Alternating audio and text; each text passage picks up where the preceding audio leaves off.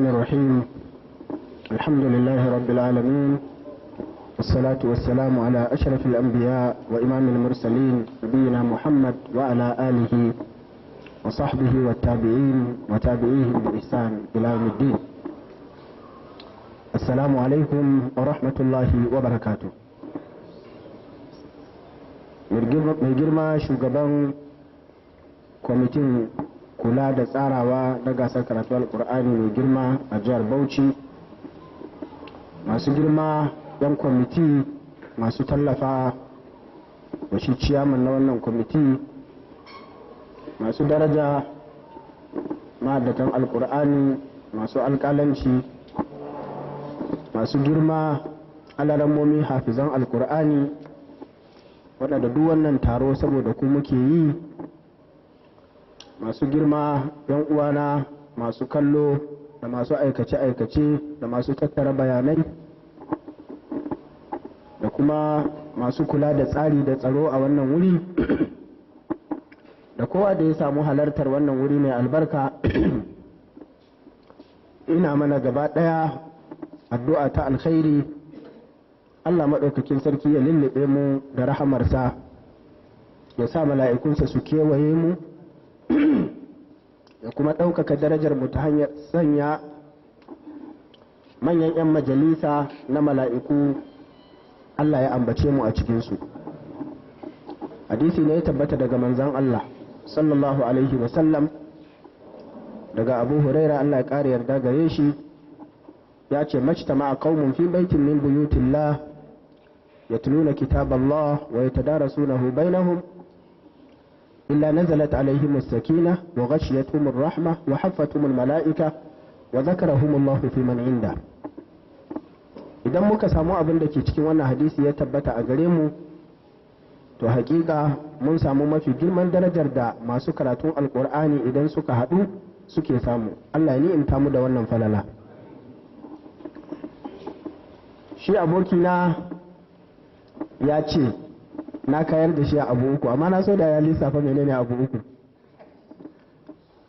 Akwai ɗaya daga cikin wanda baya so in faɗa.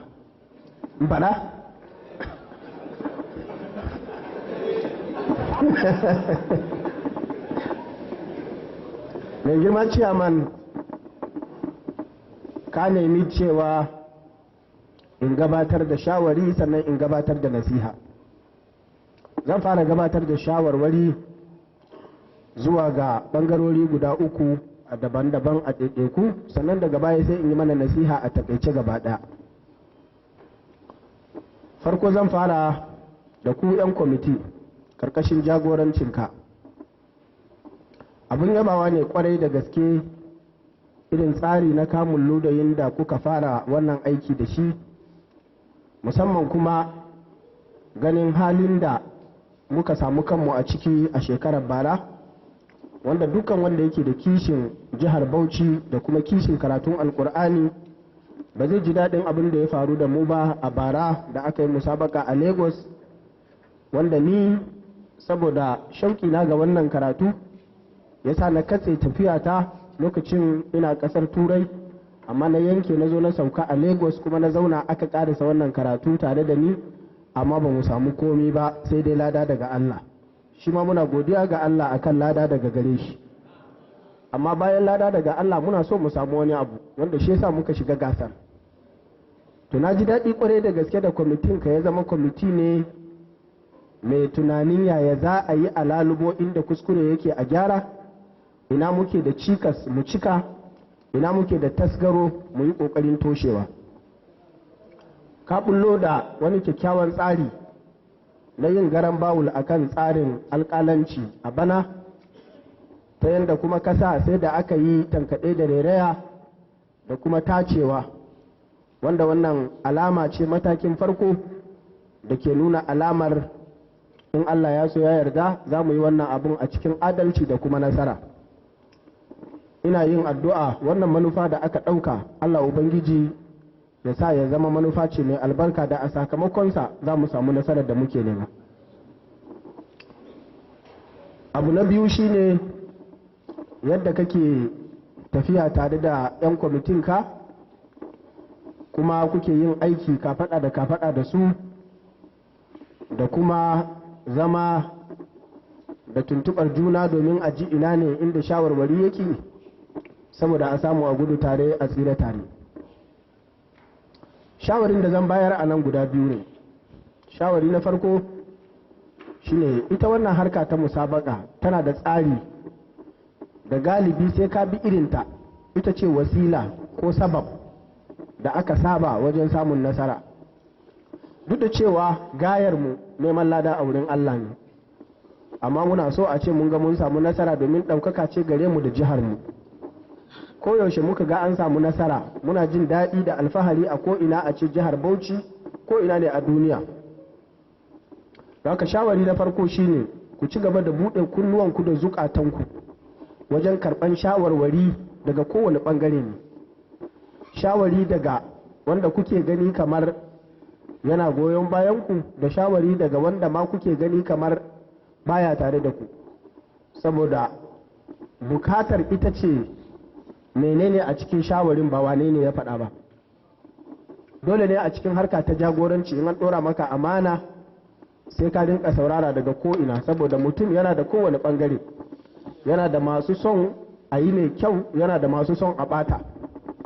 To amma ko wanda yake so a ɓata wani lokaci zai faɗi magana a cikin babin sadaqaka wa huwa kadhub. Don haka ina ba da shawari da cewa a ƙara buɗe kunnuwa wajen sauraron shawarwari da kuma yin aiki tare da dukkan 'yan kwamitin ka wajen ganin kowa an ba shi dama an dama tare da shi, kuma a ji nasa shawarin, sannan kuma inda aka ga za ta yi aiki a yi aiki da ita. Wanda ya fi kowa damar ya yi veto a kan al'amari ya yanke hukunci shi kaɗai shine manzon Allah sallallahu alaihi wasallama, domin shine kaɗai wa innaka latulaqqal qur'ana min ladun hakimin alim. Direct ake bashi alqur'ani, amma Allah ya ce mishi wa shawirhum fil amr, ka rinka neman shawari karka yanke hukunci kai kadai, fa idza azamta fatawakkal ala Allah. Shawari na biyu shine a ƙara zage damtse wajen ganin cewa dukkan hanyoyin da waɗansu jihohi suke bi su samu nasara mu ma mu bi wannan hanyoyin. Mun ɗan samu ɗan wato cikas na rashin lokaci tun da musabaka ta ƙasa tana gab da mu aka yi, wanda ana bukatar tsakanin musabaka ta jiha da lokacin da za a yi ta ƙasa a samu gibi na lokacin da ya kai wata 3, ta yadda dukkan waɗanda suka yi nasara za a yi musu training na musamman kafin su je gaba. Ku ɗauki izina daga yadda 'yan ƙwallo suke ɗaukan muhimmanci idan ana yin competition. Lokacin da suke mataki na farko first round za a yi ta training, duk da sun haye sun je second round za a ci gaba da training. To ya kuma ga wanda ake ce za su je final, ba maganar bacci ba maganar nutsuwa har sai sun ga sun samu nasara. To in sun yi haka akan ƙwallon kafa min babu aula mu yi shi akan alkur'ani. Waɗannan su ne shawarwari na guda biyu ga su 'yan kwamiti da kuma mai girma shugaba, wanda muna kyautata zaton in Allah ya so ya yarda da shi da dukkan mutanensa ma'abota alkhairi ne, kuma muna fata Allah Ubangiji ya nuna mana wato farin cikin da za mu gani a gare su na nasarar da za su kawo mana wa jihar Bauchi. Dole ne mu tallafa musu, mu taya su da addu'a, saboda wallahi nasararsu nasarar mu ce, faɗuwarsu kuma faɗuwar mu ce. Wannan ina faɗa ne saboda ɗaya ɓangaren da na ce a cikin mutane akwai wanda shi bukatarsa ita ce kar a samu nasara saboda ya yi dariya. In ka yi dariya ka yi wa kanka ne. ‘Ya'yanmu ne da ƙannenmu da abokanmu suke cikin musabakan nan, don haka yadda aka fara da mu haka za a ƙare da mu in Allah ya so. Sawa'un wanda muke tare da shi ko wanda ba ma tare da shi, bukatar mu ita ce shi alƙur'anin ya zama an samu cin nasara a karatunsa a jihar mu. Allah ya taimake mu. Sai shawarwari na ga su masu girma alƙalai, bai wuce abubuwa guda biyu ba. Na farko shine kowane alƙali wajibinsa ne ya tabbatar ya ci gaba da ƙoƙarin gogewa akan wannan harka ta aiki. Waɗannan ɗalibai da suke zuwa suke karatu a gabanku da ku da kuke sauraron karatunsu, dukkan mu an haɗa mu duka almajirai ne a alƙur'ani. Babu wanda ya kai mahir a alƙur'ani. Allah ne kaɗai ke iya gane wane ne asalin mahir.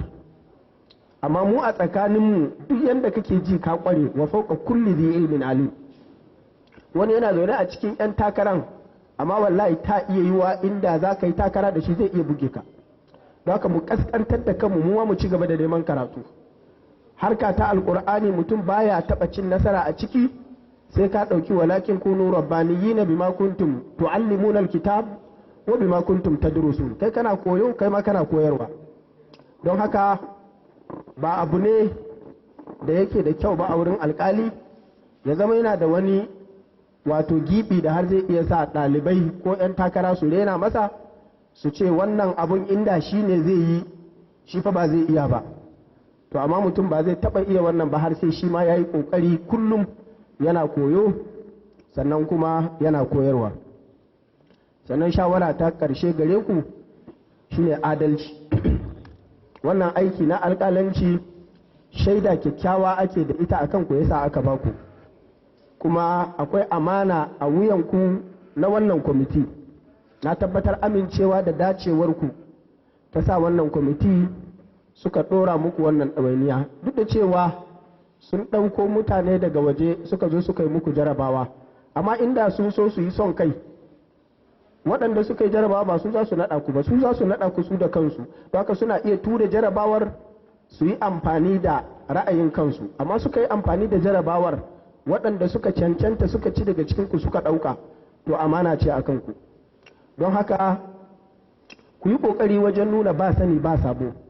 a cikin waɗanda za su yi karatu ɗin nan akwai wanda alaƙa ta haɗa ku ta dangantakar jini ko ƙaramar hukuma ko fahimta ta aƙida ta addini ko kuma wato wani abu da zai iya zama ya bambanta tsakanin wani ɗalibi da wani.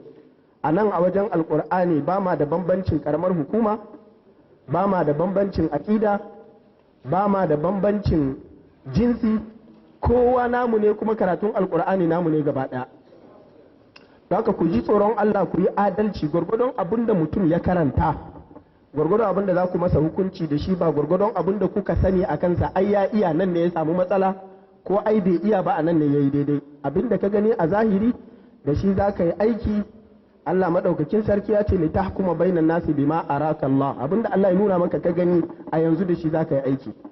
ina fata Allah ubangiji muku jagora, kyakkyawar shaida da fata da muke da ita a kanku Allah ubangiji ya sa ku tabbatar da ita. in ba haka ba muna jira ranar kiyama, ranar da Allah maɗaukin sarki zai kira ku za ku ba da bahasi cewa me kuka yi. in kun yi mai kyau wallahi kun yi don kanku, idan ba ku yi mai kyau ba an gama a nan. mutane da ku ta yiwu an manta amma ahsahu Allah wa nasu, ta yiwu mutane sun manta ku kun manta amma Allah ya rubuta. kuma duk abin da kuke rubutawa din nan cewa ne yayi daidai ko an rage masa ya faɗi, satuktabu shahadatuhum wa yus'alun, an rubuta kuma za a tambaye ku akai. Allah ubangiji ya taimake ku ya sa a gama lafiya. sai kuma gare ku ɗan musabaka kuma shawarwari guda biyu. shawara ta farko ita ce kafin ka zo ka yi karatun nan, ka zo ka yi karatu ka tsaya ka tabbatar da cewa ka yi abin da ya kamata ka yi, ka yi ƙoƙarin gina kanka. waɗansu daga cikin 'yan takara da gaske in ka ji suna karatu ka san da cewa ba su yi shirya wannan musabakar ba. kuma ka zo ka ɗumama kujera ka wakilci ƙaramar hukumar ka ɓata musu lokaci ba ka zo ka yi abin kirki ba, tsakani da Allah abin kunya ne. akwai 'yan takarar da za ka gani sun daɗe suna musabakar nan amma sai ka ji mamakin duk zuwan da suke yaya ba a samu ci gaba ba. kullum bukata ake yi fa. lokacin da muke musabakan nan tun ana izu biyu damuwarka ita ce dan jiha kaza ya yi abu kaza ya za ka yi kai ma ka kamo shi, wane yana karatu kaza ka ji kai baka iya harafi kaza ba ya za ka yi ka iya. amma na ga yanzu da yawa daga cikin 'yan takara irin abin da aka yi jiya shi za a yi yau, wanda aka yi yau shi za a yi gobe. shi yasa za ka gama kamar wato shauki irin na zuwa kallon musabakar yana raguwa. yanzu da musabaka kawai ta lokal gamman za a yi amma wallahi hol din nan ba zai iya daukan mutane ba. yanzu mutane sun saba saboda irin abin da aka ji jiya shi za a ji yau. to inda a ce ana ƙara ci gaba ana ganin mutane suna gasar da gaske, manufar kawo wannan musabaka fa ita ce a sanya ruhin yin gasa a tsakanin mutane akan alkhairi, babin fastabiqul khairat falyatanafasil mutanafisun, shi ake so. amma kullum in iri ɗaya ake yi mutum bai yi ƙoƙari ya goge kansa ba gaskiya wannan ba abin da ya dace bane a wurin ku yan musabaka. Sannan shawara ta ƙarshe gare ku yan musabaka shine ba kun zo nan ne don ku yi gaba da juna ba, kun zo ne don ku ƙaunaci juna. Da yawa daga cikin waɗanda abota da ta haɗa mu da su muka ɗore, mun yi gasar karatu ne da su kuma a kategori iri ɗaya, amma kuma sai muka ɗore ya zama abota. Don haka ba an zo ne don a yi gaba ba. Yana ɗaya daga cikin abin da ya sa waɗansu malamai ke haramta musabaka ma, suka ce saboda kana so a ɓata ƙur'ani don ka ji daɗi, domin kana so ka ga an danna danjawawa ne, amma kafin a danna sai ya ɓata. Don haka in ya ɓata alƙur'ani ya canza abin da Allah ya ce, kai kuma sai ka ji daɗi. To wannan gasar fa kana yi kana so ka samu nasara, amma kuma ba kana so a ɓata ƙur'ani ba ne, ba kuma kana gaba ne da abokin takararka ba, abu ɗaya ne ya haɗa ku duka. Don haka ku zama masoya juna, kar ku zama masu gaba da juna don ya zama kuna takara da juna. Sannan kuma kar ya zama gaba ta unsuriya ta batun ɗan lokal gamman kaza shi bai kamata a ce ya ci ba, a'a ahum yaqsimuna rahmata rabbik. Allah ce ba su suke rarraba, mutane ne ke raba, ba a hannun Allah yake. Nahnu qasamna bainahum ma'ishatahum fil hayatid dunya, Allah ne yake rabawa. Don haka Allah maɗaukakin sarki zai ba nasara wa wanda ya ga dama ne. Karka ji haushi a zuciyarka, karka ji ƙyashi, kar kuma ya sa ka ji cewa wai alƙalai ai wane aka danne, wane aka yi kaza. Waɗannan alƙalan wallahi ba na zaton akwai wani mutum ɗaya daga cikinsu da in aka zo lokacin haɗa maki zai ji a ransa wai yana tuna ka ya ga ka ci nasara. Damuwarsa shine shi aikin da aka ɗora masa ya samu ya gama. Wannan shine kyakkyawan zaton da nake da shi wa alƙalan nan. Na yi aikin alƙalancin nan, na kuma san yadda wahalarsa take ciki. Ku za ku zo ka yi minti 15 ɗinka ka gama ciyaman ya baka mota, amma ga shi nan sun yi sati guda suna aiki, amma abin da za a ba su wa ma balagu mai ishara ma a tainahu. Tsakani da Allah, kuma galibin su malaman ku ne, sun yi shekara suna karantarwa, kun zo nan kuna karatu, amma su tsakani da Allah galibin wannan abun sadaka ne saboda Allah. Saboda inda su ma gasar suke yi da sai a basu sama da abin da aka baku, domin galibi a wurin su kuke koyo. Amma kaga su sun sadaukar da kansu, amma wani haka kawai sai rinka ji kamar alƙali wane ya washe shi, alƙali wane ya ina ganin wane na digawa, a'a yanda ya diga maka ya diga wani ma. To ina fata ku zama kuna da wannan wato safa'ul qalb, tsarki na zuciya, ba tare da jin hikidu ko gilli. Kana fara jin irin wannan to haramun ne ma kai musabaka, saboda musabaka akan alkur'ani musabaka ce ta sanya kauna da juna akan alkur'ani da sanya rahama. Amma duk musabakar da ta saka kana jin haushi, kana jin kyashi, kana jin gaba, kana jin wuri kaza bai kamata su ci ba, ku ya kamata ku ci, har wani lokaci ma wasu kaga sun yi protest ko ana ta rubuce-rubuce, wannan ba adabi na alkur'ani bane. Abu na ƙarshe shine nasiha gaba ɗayan mu jama'a, mu ji tsoron Allah. Manufar wannan alkur'ani ba shi ne don a yi gasa da shi ba. Wannan gasa wasila ce ta sanya mutane su yi rigegeniya da juna domin su iya karanta shi, amma ba ita ce gaya ta alkur'ani ba. Gaya ta alkur'ani ita ce mu yi aiki da shi. Allah ya saukar da alkur'ani saboda manufofi guda uku ne, ba gasa a ciki. Na farko, liyuta'abbada bi ayatihi bitilawatihi, a karanta a samu lada. Na biyu, liyutadabbara fi ayatihi, ana jin karatunsa ko kai kana karanta ko ne yake karantawa, ka yi tadabburi, ya sa maka kushu'i, ka ji tsoron Allah, ya sa ka yi kuka. Sana abu na uku, liyu'mala bi ahkamihi, a yi aiki da shi. Wannan shine manufofin saukar da alkur'ani, ba gasa a ciki. Don haka wannan gasa din ba ta cikin gayat. Gaya wanda ya fi kowa a cikinmu wallahi ba shine wanda ya fi iya karanta alkur'ani ba. Wanda ya fi kowa a cikinmu shine wanda ya fi tsoron Allah da yin aiki da alkur'ani. Allah maɗaukakin sarki ya ce mu karanta, amma kuma ya ce mu yi aiki bayan mun karanta. Wanda duk ya karanta bai yi aiki da shi ba, aikin banza ya yi. Annabi sallallahu alaihi wasallama ya ce mutum uku da za a fara kona su a wutar jahannama, har da alaramman alkur'ani wanda ya karanta don a ce ya iya ba don ya aiki da shi ba. Da alƙalai da 'yan kwamiti da 'yan takara da mu 'yan kallo, gaba ɗayanmu aiki ne a kanmu gaba ɗaya abinda muka ji mu yi ƙoƙarin yin aiki da shi mu ɗabbaƙa shi a cikin al'amuranmu na yau da kullum.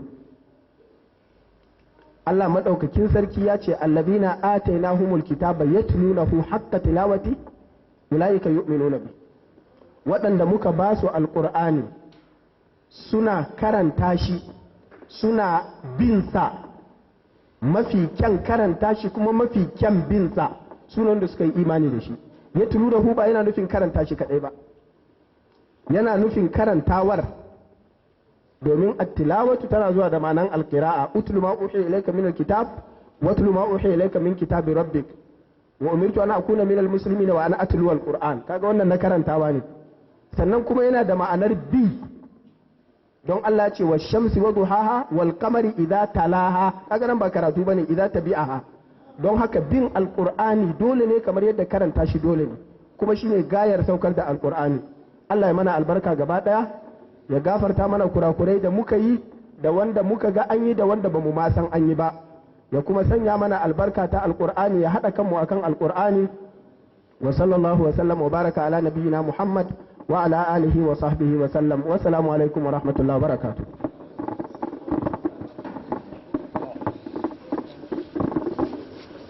to yan uwa, za ku gamsu da ni cewa ni ma Allah ya mun baiwa na cire hasada na faɗi matsayin Dr. Masud din, domin da akwai wal hasadu dan ce bai ma san komai ba, na tabbata da ya tafi bai ba mu waɗannan gwalagwalan shawarwarin ba, hakika da ba za mu ji daɗi ba. Allah ya saka masa da alkhairi. Kuma Dr. Masud, ina sanar da kai canjin da ka faɗan nan a little bit ana ɗan samu, domin bana a musabakar mu ta jiha, bayan shahararru ruwayoyi da kasan aka fi yi hafsu da warshu, to bana an yi qalun an nafi, an yi shu'ba an asim, an yi hafsu duri an abi amrin al-basri, wanda da kwata-kwata ba a waɗannan. kuma mu ma yana daga cikin abin da yake damu mu da muka je Lagos. Abun mamaki 'yan kudu din nan, 'yan kudu fa akwai wanda ya zo daga gare inyamurai, riwayan Ruwais yayi an Yaqub, Ruwais yayi. wani he ta so ka ji ko daga Anambra ko Delta ko Ikiti, sai yayi riwayat Khalaf. to amma kamar yadda dokta yake faɗa, mu mun tsaya waje ɗaya, kaga kaman za a ce ba a expansion ɗin abun, an tsaya kawai damuwar mutum shi dai ya yi kawai ya ci wani kyautan ciki. kuma musamman maganan da dokta ya yi a ƙarshe ɗin nan, wajen jin cewa in kai ba za ka samu wani abu ba ma kowa ya rasa, wallahi wannan ita take sa a yi musabakan tare kuma sai ka ga Allah ya bambanta fahimta. Ni yanzu na gaya muku shekaran da ya yi musabaka ya tafi Saudi tare muka yi, ina jin to a local gaman ya rada da ƙasa, amma ban damu ba, ban kaddara wani abu, kawai ya wuce. kuma ana mu'amalan wani abu zan gayyato shi, na tabbata ya fi ni a kaza, ya fi ni a kaza, shikenan rayuwar kuma tana tafiya ba wani matsala. in kun fahimci saƙon ɗaliban ƙur'ani haka ya kamata a zamo. Ubangiji Allah saka wa dokta da alkhairi. Ya taɓa kwamitin musabaka, ya taɓa 'yan takara, ya taɓa alƙalai, ya taɓa kuma dukkan jama'a baki ɗaya, a kuma 'yan ƙananan mintoci. Allah ya saka masa da alkhairi. To mai girma ce man, ka sake ba da alƙalan ne ko da kai na kai zo? To shi kenan.